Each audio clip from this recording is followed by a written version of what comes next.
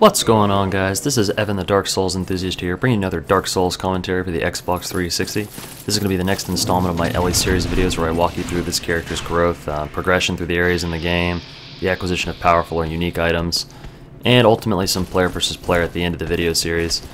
Since Fortress is a pretty long commentary here at 40 minutes. Everything in this series is done post-commentary, of course. Not really planning to do any live commentary on Dark Souls, not for a while anyway. Maybe some live PvP commentary so I can tell you like what's going through my head when I make a mistake, because I'm a far from perfect PvP player, but that's a ways off, since Fortress to me is sort of the midway point of the game, and considering we're just now reaching the midpoint of this video series, it's going to take a while. Although things start to speed up after this, I can power through some other areas pretty quick. It's just, it took a long time to grind out the necessary gear and stuff for this character, because I tend to over-prepare in Dark Souls. I enjoy it. I like coming into situations probably more prepared than I need to be. I mean, I'm on a character right now and sort of rushing through the game, and I'm not having any trouble at all. And a couple deaths here and there, of course, but you know, nothing that I haven't been able to overcome after 1 or 2 deaths. But anyway, we'll talk about Sin's Fortress here. The video is going to do most of the work in showing you where all the items are and stuff like that. You can follow the path I take exactly. Of course, that jump's pretty scary, but it can, you know, I made it safely, and these guys frustrate me. I like their weapon a lot, the Flameberg. Fun for player versus player, once again. Maybe not the best weapon in the world, but really cool looking. Watch out for those guys. They have like a one-hit instant kill combo where they'll like wind up and just start swinging a lot, and they'll do a ton of damage. So watch out for those guys. They're the primary enemy in Sin's Fortress. That and those man-eater serpent dudes. I guess when talking about Sin's Fortress, we should talk about the kind of things you want to bring. We have plenty of time to talk about it while I try to fight through all these Titanite demons that have a ton of life and just take forever to bring down. Some things you want to bring to Sin's Fortress: if you are a caster, you're going to want to bring the slow fall spell, because it makes getting down to places like this a lot easier, so that's always nice to bring. It's not required by any means, but I find it helpful. You're going to probably want to have a fast run speed, like the maximum run speed, due to the fact you've got to outrun boulders and stuff like that. And it's just a lot safer if you don't have encumbered move speed. And it can be kind of annoying to strip off your armor and put it back on over and over. So bringing Havel's Ring or Darkwood Grain Ring to ensure max move speed is a pretty solid choice. And if you don't have access to either of those, go get Havel's Ring. I mean, at this point in the game, there's really no excuse for not being able to get it. You want to bring the Rusted Iron Ring, which you of course acquire in the Undead Asylum. You probably already acquired it for Blighttown to open the gate here, but if you're crazy and did Blighttown without the ring just because you felt so inclined, it's really helpful here to fight these guys, because the moat I'm in, or whatever it is, the swamp that's under me, the tar, you move pretty slow in that, but if you have the Rusted Iron Ring, you move at regular move speed, and that's really helpful for these fights. These guys can be pretty dangerous if you can't move around. If you're like me and you're not a particularly ranged character, because even at this point I don't have access to Sunlight Spear, so I don't have a whole lot of ranged abilities to use on these guys, so I've got to get up and close, which pretty much requires me to have either a really strong shield with a lot of endurance, or just requires me to wear that ring. In my case I have both, because once again I'm over preparing. I'm not using the ideal armor set for this point in the game. I believe that's Eastern armor. There's nothing wrong with it, but it's just not an optimal choice right now. I might have been wearing it for cosmetic appearance, or I didn't have my endurance maxed at this time. I have a lot of gameplay saved up to my hard drive that I still have to commentate, so sometimes I don't remember exactly what I was wearing or what my stats were at a particular time in the game, but it shouldn't drastically affect the commentaries. I know that I've stacked in Vitality at this point. Most of the leveling I did with Elly, like, a lot of people say you're pretty high soul level for the areas you're in. That is in fact true, but believe it or not, most of the leveling came from PvP invasions, because when people are like soul glitching or have a glitch character or something to that effect, they usually carry like an ungodly number of souls. So every now and again, if you can grind out a fight in PvP you weren't really supposed to win, you can get, maybe 1 million souls in one PvP. I've got over 2 million souls in PvP on this character. And of course, if you're not a PvP, there's plenty of ways to level up that are very effective that I can outline in later videos, and furthermore probably will outline in later videos. I already talked about the Force method, which is great early game once you get the Crest of Artorias. But I guess that's sort of another topic for another time. Oh, I got the Tantanite Catch Bowl. That's their rare drop. It's fun to have, and I believe you need to acquire that for the all rare weapons trophy, the Knight's Honor, which I have a character that's grinding through trying to get now. I'll probably do some uploads on that once Elly's done, so that might be a couple months away. There's a lot to upload here. But, you know, that'll happen. Anyway, some other things you want to bring to Sin's Fortress. You might want to reinforce the bonfire. That way you have more Estus flasks. Since if you want to one-shot it and not run back to the bonfire at any point, I find 5 flasks to be cutting it a little close. I mean, I'm sure it can be done and it has been done, but I don't know. I feel more comfortable. You know, I came in with 3 great heals and 5 flasks, and I felt far more comfortable with that. I still ran out, but that was mostly due to poor playing. It's too bad Wrath doesn't do more damage to these guys. Pretty sure this just fails here. Yeah, that didn't do very well at all. This Tantanite Demon just has so much life. It takes forever to bring down. I remember one character, I died a couple times trying to bring him down when I had this really bad habit on my first couple characters where I'd leave vitality at like 10 or 15 because I felt like, you know, good playing could make up for low vitality, which I still believe, but even if you're a good player, which I think I'm pretty confident in Dark Souls, I've got this down. Not to toot my own horn, I mean, I've got a lot to learn, and there's way, way, way better player versus player guys out there. But I have a really good grasp of just the player versus engine stuff, and I gotta say, having a lot of vitality is never a bad thing, because I haven't met a player on here who doesn't make mistakes now and again. This game is hard enough to justify, you know, working a little harder, so that's sort of my thoughts on that. There is a hidden room at the second story of this ladder where you can fight the big guy on top of Sin's Fortress that opened the gate. I don't think I do at this point in the video, but I will come back and get him. I'll show it to you guys just in case you know everything about Sin's Fortress and, you know, you're not really watching this for the walkthrough element. Yeah, that wall right there in front of me was an invisible breakable wall. I know that's there, and I will come back and do it later. I realized about midway through Sin's Fortress that I had forgotten to hit that, so I'll go back and hit it. These blades, they're so like Indiana Jones. Like, all of Sin's Fortress to me just feels really Indiana Jones. Like, you've got rolling boulders, you've got swinging blades, and you've got like serpent soldiers. It just all feels like really Indiana Jones to me, and that's not a bad thing. I'm not really an Indiana Jones fan, but it feels like almost like Tomb Raider-like without precision jumping. I don't know. Sin's Fortress is one of those areas, like, I enjoy going through it. I just feel like it's really important you come here with, you know, an adequate amount of vitality, because just some of the things that the level lend itself to doing actually involves having enough life to make it happen. There's that serpent soldier down there who I go ahead and take out just for giggles. Having stuff like rapiers and spears is just really convenient for like the player versus engine stuff once again, because being able to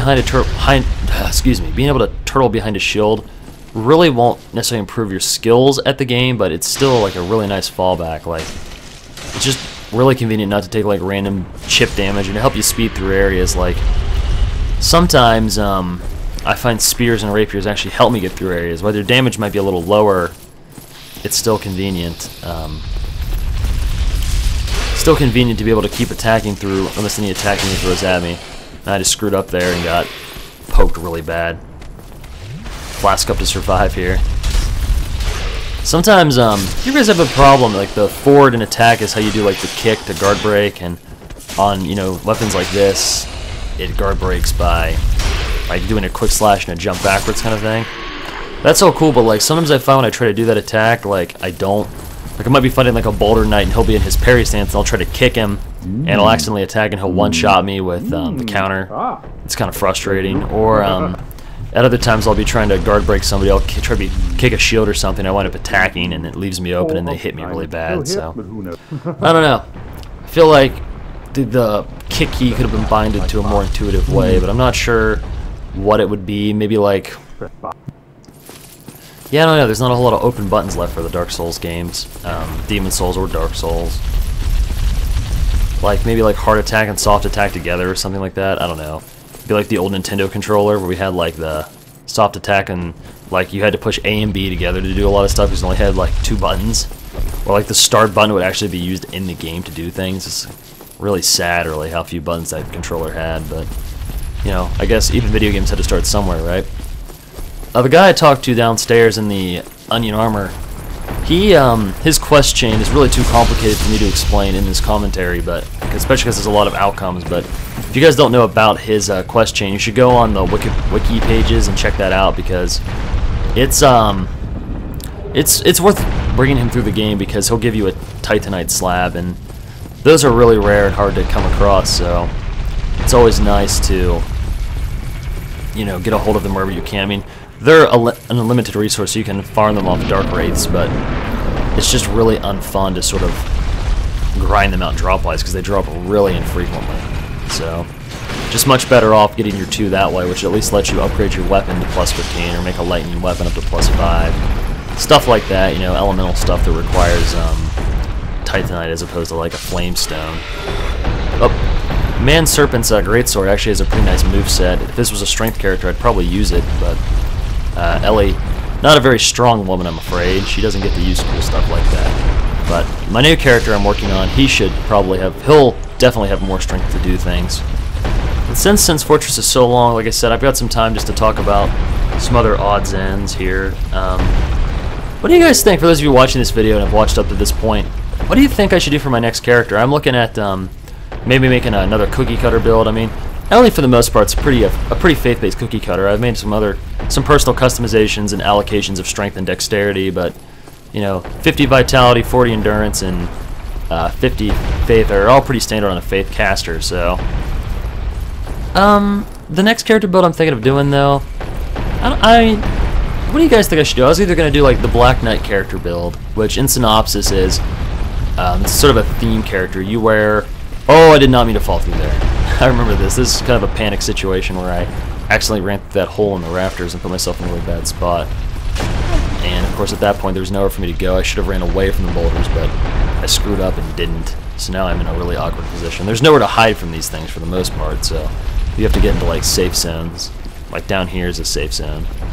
This is also where you acquire the lightning spear, the coveted lightning spear that everyone, when this game first came out, there are like certain weapons everyone used to help them get through like their struggles in the game. Like the Drake's Sword, of course, is the first thing you access that really makes things easier for a while. And then Ascent's Fortress is actually where the Drake's Sword really starts to slow down and you start to feel it. Then you find the lightning spear. It's like the developers knew that their game was challenging, so they put some odds in to help players.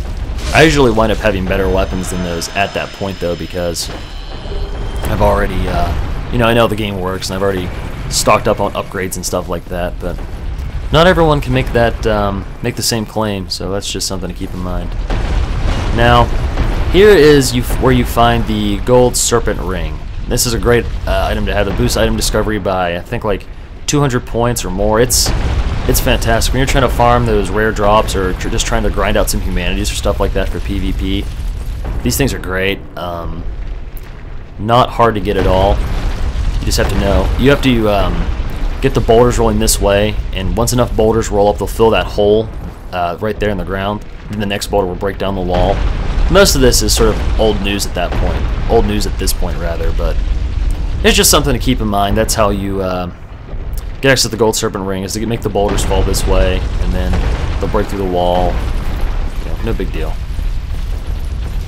And now we're going to take the elevator to get around those boulders. They don't have the life just to tank a boulder hit. I hate using these elevators because if you don't walk off at the right platform, it's instant death. See, it goes up. If you don't step off right there, it'll take you up one more floor, and that's right up into a ceiling full of spikes, Mission Impossible style. So you just get skewered and killed, and once again, these Indiana Jones traps and things. But yeah, I was talking about making like a Black Knight character. I use full Black Knight armor, and I gouge vitality up to like 80.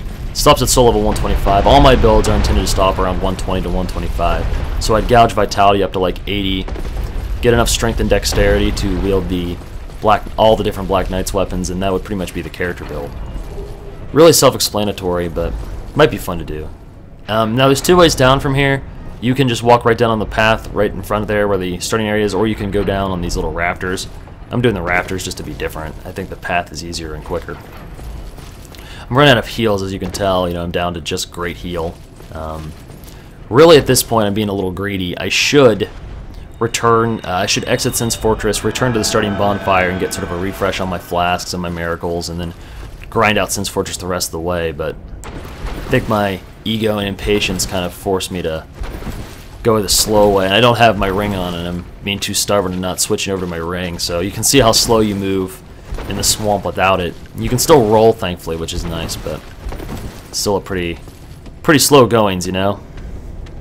Another character I was thinking about doing was just doing Intelligence Caster. On Dark Souls, I've never actually done a very long playthrough with like an actual caster. I've always just kind of relied on Pyromancy or Miracles. But I know some of the sorcery spells are really good, and I have used all of them before. I mean, I've gotten to Logan on a caster, but I guess I just wasn't that impressed with the spell, so I didn't wind up finishing out that caster. And that was on the PlayStation 3 before I moved over to the Dark Souls and started, you know, doing the commentaries, which I really enjoyed doing. Thank you guys for watching these, those of you who are, and I'm glad these videos do get some views and they get some support, and picked up a couple Dark Souls subscribers. I'll also keep trying to bring out the Modern Warfare 3. I know people are looking forward to that. I just really don't like that game, I'm sorry. These guys here, these guys are fun. They're very, very slow, but once they start to get, like, jacked up, that means they're about to go into, like, a fury of attacks, which can be really dangerous because it will guard break you. They'll try to step on you and beat you in their traditional attack patterns, you know, just like he is now. Once they take enough damage, though, they'll start getting pretty nuts. Here he goes. And they charge you, like, head-on. That will guard break you, you know, pretty much for sure. Ooh, I just got a text message. I'll check that out here in 20 minutes when this commentary's over, because Sin's Fortress is big. Of course, this video is a little longer than my normal installments I like to do. Sin's Fortress takes me a while to get through to find everything, and also to beat the Iron Golem and stuff like that. I was originally going to break this into 2 fragments to make it easier to upload and maybe more malleable to watch, but I decided, just in the interest of moving forward to the next video in the series and keeping the overall count of the videos in the series a little lower, we'd go ahead and just do a big 40-minute-er and grind it out and get it done, just like my 2-hour Blighttown. Of course, this is much shorter than the 2-hour Blighttown commentary, but, you know, at the same time, this is still longer than my normal installments like to be. I like to talk, but I can't do a whole lot of, like, gameplay discussion for 20 minutes because the areas just really aren't complicated enough to justify, like, a 20-minute lecture on the subject. But there are some other mechanics about Dark Souls I want to talk about, and I've got a lot of time to get through some of those, so I'm just looking at this list I prepared here in front of me for things that I was going to talk about. Sorry for the delay here, guys, just making sure I don't miss anything really important before I get on other things. Okay, I think we're good for the time being. Let's talk about the Covenant system in Dark Souls. I'm sure everyone watching this is generally familiar with it, but if you're not, there are covenants you can join that are multiplayer based for the most part, and yeah, I touch the stationary boulder and it does damage to me. It's not even rolling or moving, but you know, it still hurts me. That's not a big deal. That's just one of those things in video games that sort of frustrates you. Much like in Blighttown, there's like ledges that drop under perfectly stable ground that just kill you. Like you just slide and just die for touching the ground. It's stupid. Things like that, you know, those are in all sorts of games. They're not a huge deal, but it's just, you know, something to think about. Sorry, a little bit of cold here. I've had a headache all night, so I decided I want to go ahead and grind out this commentary, sick or not, you know. I'm about to move the boulders here. This is probably my least favorite part, is moving the boulder, only because, like right now, I'm going to move the boulder to get access to the prison where I can rescue Big Hat Logan, and he teaches you the upscale spells of the game, so he's really important to a lot of characters, and I guess if you're a mage, he's really where the game starts to take off. But another thing that's kind of unfortunate here is the fact that you have to, I'm not sure if you have to, but after I move the boulders, I always go back and talk to the onion guy. But what's stupid is the way Sin's Fortress works, the boulders automatically change the direction they're rolling based on areas you walk through, like particular points in areas that'll change the direction of the boulder rolls. Which, that annoys me. I don't like that. I feel like there should be an enemy up there turning it, and if you kill the enemy, it should stop turning, or something intuitive like that, but that's not quite how it works. Now, regarding the prisons, you can get Big Hat Logan's cell key later in the level, but I have a master key, and since now the master key can be acquired by any character, I strongly advise anyone just to buy the master key. It's convenient, and everyone should have it. I do believe if you don't rescue Big Hat here, he will get himself out of prison somehow, but... Or maybe that's Law Trick, I don't know. Either way, it's always a good idea to rescue this guy. Rescuing any NPC in the game is usually a good idea. You never really stand to lose anything. The only exception being Law Trick, of course, where he can wind up killing the the Maiden, the Fire Maiden, and Firelink Shrine, which on this character he has. But even that's a blessing in disguise, because that leads to a little optional side quest in Anor Londo, which is pretty neat and fun, and it's sort of your tutorial onto invading a little bit. And that'll be in these videos when we get there, but that's my next video series will be Anor Londo. I'll do probably a complete Anor Londo walkthrough, because it's one of the more major areas of the game, and it's probably my favorite area in the game. It's pretty, and it's a nice big city, and it's a lot nicer than, we're in Indiana Jones land here with traps and everything looks exactly the same. I don't know, I like the pretty areas, like the cities and stuff like that. And this game is a pretty good blend of environments I like and environments I don't like. There's an item over there on that ledge that I missed that I'm going to go get now. And I should have just gone up to the ledge and grabbed the item and then talked to this guy, but I didn't. I got a little hasty and I dropped down before grabbing that item up there. And I'll go up and grab it. I don't think it's anything critical.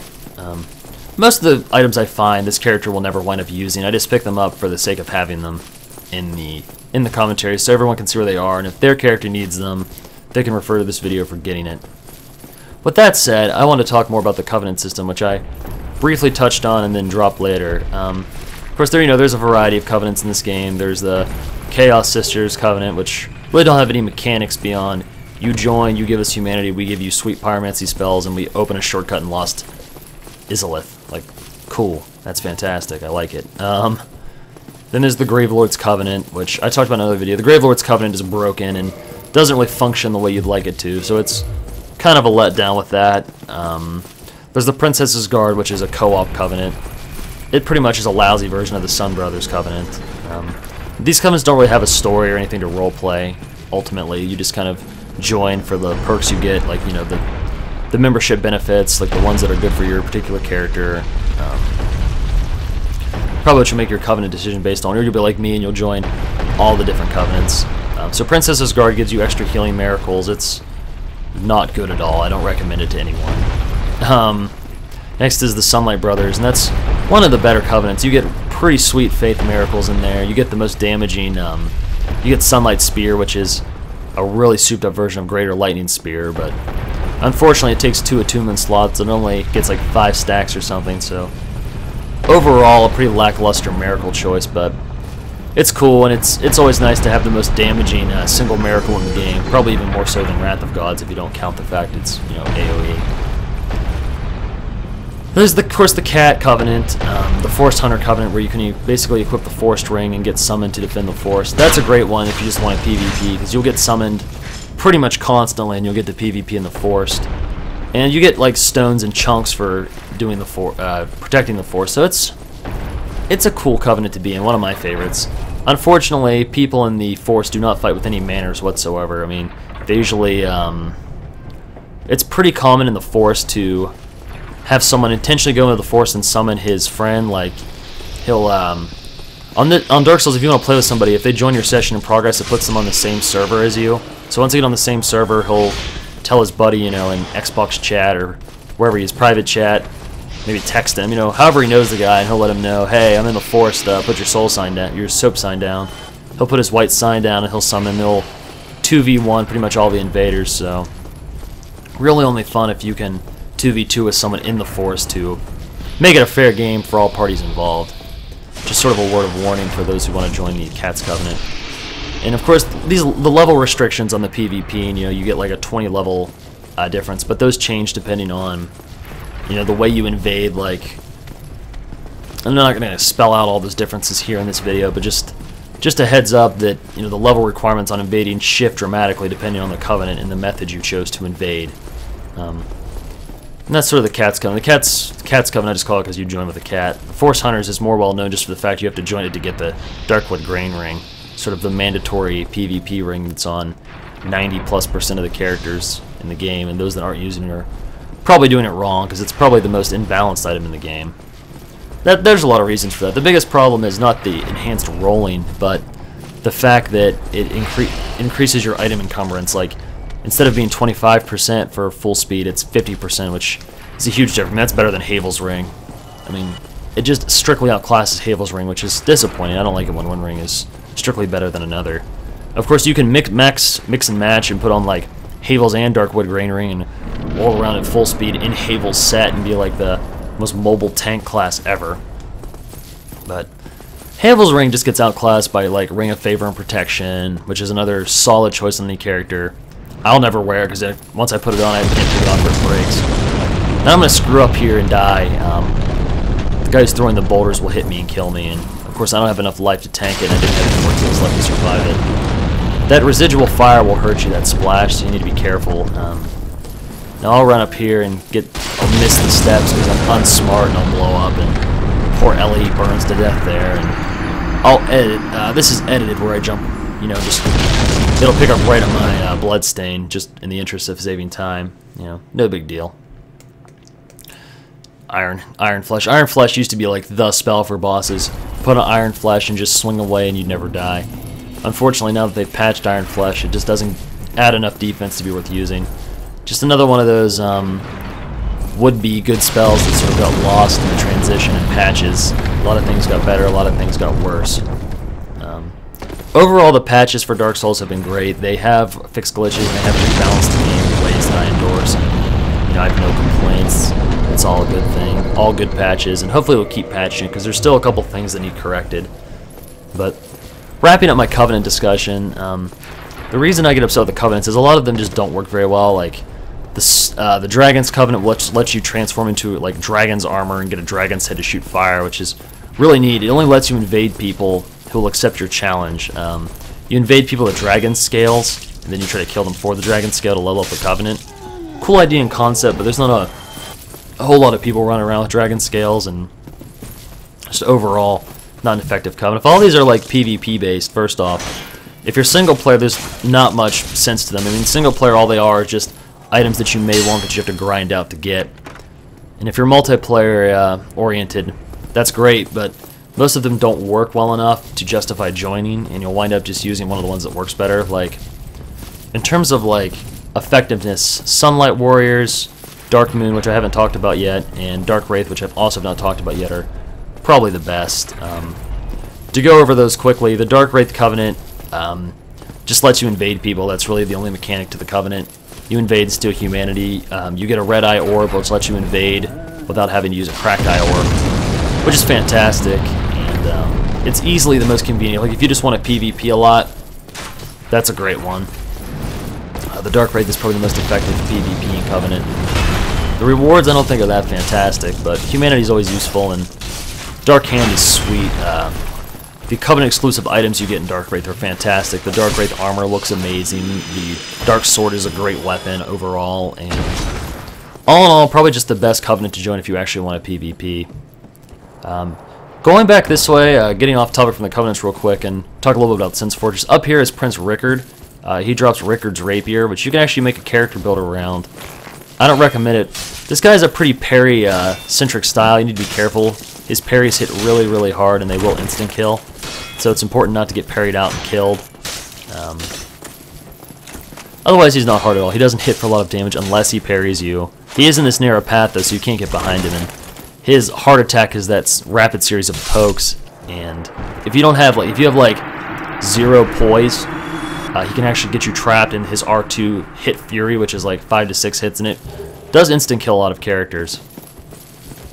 Quickly here, we'll go over the Dark Moon Covenant. The Dark Moon Covenant punishes, of course, sinners and the guilty, and it's probably my favorite Covenant, like, mechanic-wise, and the thought process behind it is I invade players that have a lot of sin with my orb. You also get a ring. So the Dark Moon will actually get you a lot of PvP too. Not as much as Dark Wraith. Dark Wraith is the most consistent, easiest to use, but with Dark Moon, you get an orb that invades players of the guilty, and you also acquire a ring that lets Dark Sun Gwendolyn summon you to Anor Londo to kill those that have killed Guinevere. The problem with that, though, is there's no level requirement at that point. Normally people in Dark Anor Londo, like, they're ready for you, like, they know Dark Moon players are going to invade, and they'll either have a Phantom guarding them, or, you know, they'll come with like a Sunlight Maggot's helm, and they'll be prepared to fight in Dark Anor Londo, stuff like that. The ring I'm not a big fan of using, and I don't like the way the level requirements work on that, but the Dark Moon Orb, or Dark Moon Orb, that's fantastic, works great, love every second of it. Oh, get parried, look how low life I have. I meant to kick. But when I tried to kick, I got parried. Didn't work out at all, so now I'm like poking behind my shield, like terrified. Now look how much life you get off Great Heal. That miracle's so powerful. Great in PvP too, because when you invade, of course, you can't flask for life, but you can still miracle heal.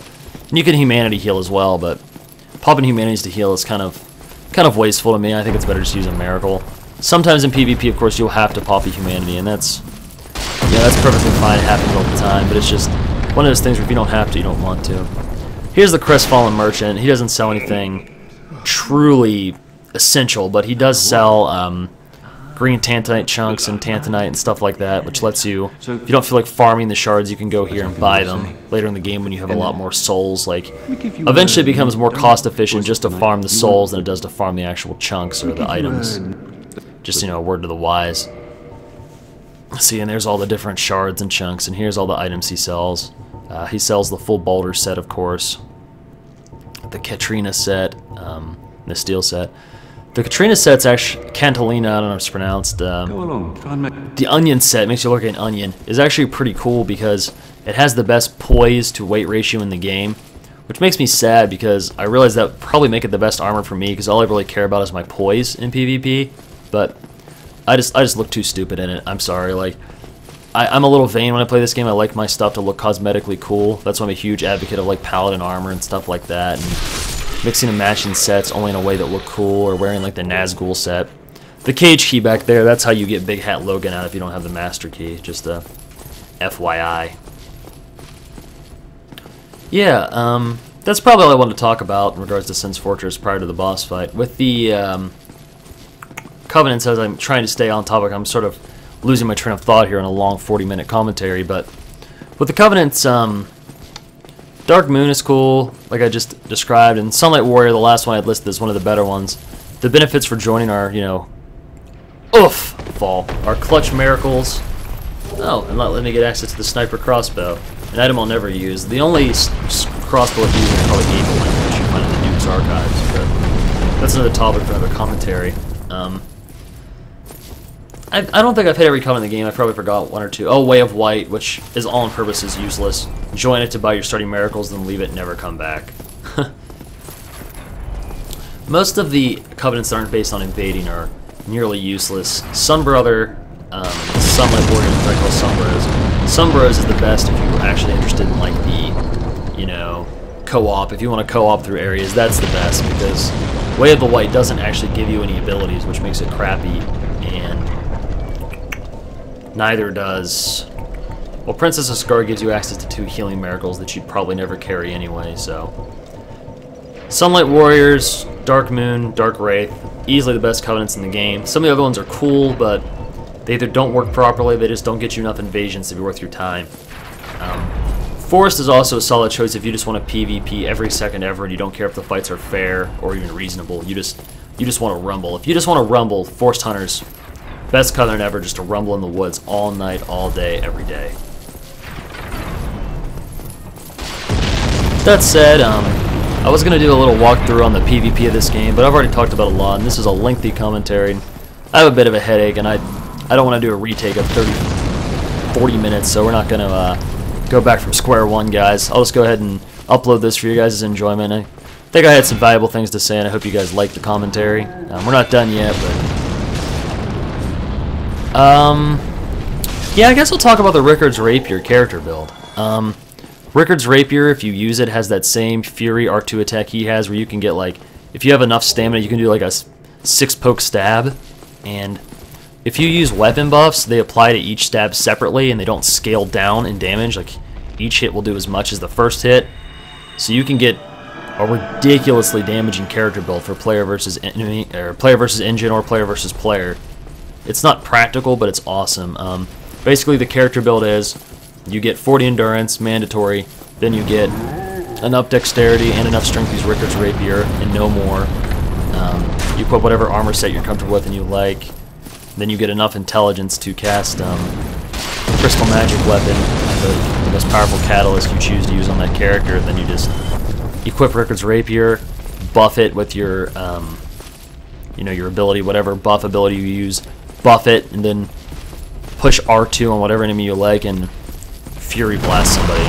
The rest of your points would probably get allocated into vitality, of course, because having more life is always good.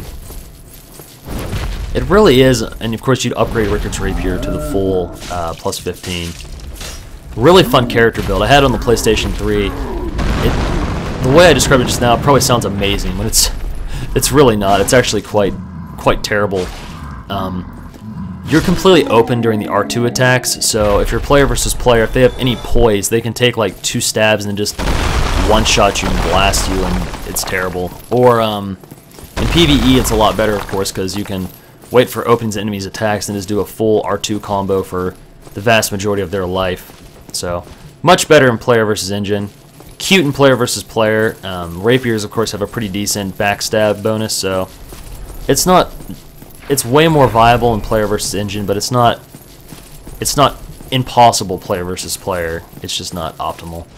Fun build. I recommend anybody who just wants to play this game with something different. Unfortunately, the build doesn't really take off until much later because you need access to the Duke's Archives to get the spells you need, and you need access to Sin's Fortress to get the weapon you need, so things won't come together at a minimum until after Anor Londo, so it's over the halfway point in the game that things really come together. And I think it's sad when it takes that long for characters to take off. Like, casters are like that too. Really, Faith takes off early for the most part. Big weapons take off early if they drop. Like on my new character I started, which might wind up being a Black Knight build, or might wind up being a caster. Either way, I was lucky in the first Black Knight I killed dropped the Black Knight shield. Now that was fantastic. That was nifty having that so early in the game. 95 fire resistance and a ton of stability. Love it. Wish that would drop for me all the time. That's actually the first Black Knight shield that's ever dropped for me. On like all the, I've had like maybe 12 characters, and outside of farming it straight up out of the kiln, it never drops off like the Black Knights you find earlier in the game. I always had to wait to the kiln to get it, which is just sort of depressing. Of course, finally, 37 minutes later, and me rambling through a host of different topics, we finally reached the Iron Golem, who I have been known to struggle with because he kind of throws me off the ledges. So this time I've come prepared with a fully souped up Pyromancer's Flame. If you don't have access to hardcore pyromancy spells like me and you can't cheese the fight, he's not really hard once again. He's one of those fights like he's a lot easier once you figure out how to do it. Now that I know how to do it, it's no problem at all. It's actually safer to stay close to him than far away from him. Far away from him, he'll throw shockwaves and he'll make swings and stuff, and you probably have to be close to attack him anyway. So the trick at that point is just to basically stay up in his face or behind him, and whenever he swings in it with an attack, just walk behind him. He'll try to do a grab between his legs, and if he grabs you, he'll probably throw you off the ledge and instant kill you. If you can attack his legs enough, it's like a free kill, because he'll collapse and become helpless, and you can just wail on him for an extended period of time. But anyway, this isn't an Iron Golem strategy video, so I'd like to thank everyone for watching. The end of this video will, of course, be the cinematic reaching Anor Londo, and I don't like to talk during cinematics, so thank you guys for watching. Please rate and comment if you enjoyed, and I'll see you guys next time.